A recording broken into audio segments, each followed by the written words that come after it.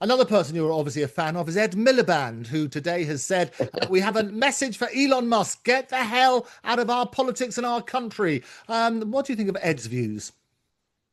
Well, the same pretty much as I had for Sadiq Khan and Starmer before that. I mean, this guy would have us all in penury again for this extreme ideology of net zero. We're not going to, this country is not going to flourish if our energy costs are three times what it is in Europe. And the Europeans are pretty mad anyway with what they're doing with net zero. We've got to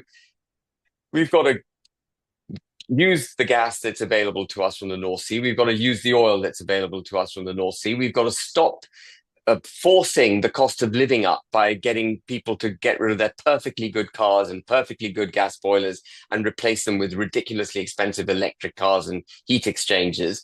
We've got to stop penalizing manufacturers for selling gas boilers and internal combustion engine cars. We've got to stop forcing people to insulate their buildings to such a degree that mold now is the biggest problem in new build properties.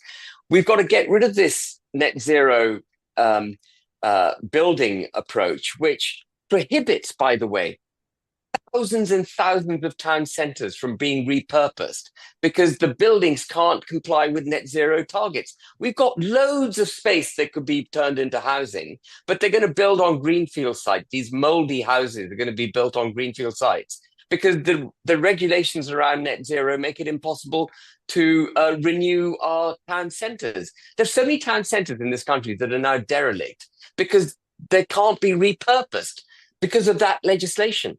And that gives rise to crime. You know, all these things are related.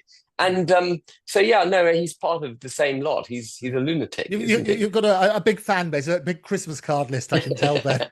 It's going to be good. I don't know. I'll send Finally, I myself always a ask you Christmas about card. Rupert Nobel.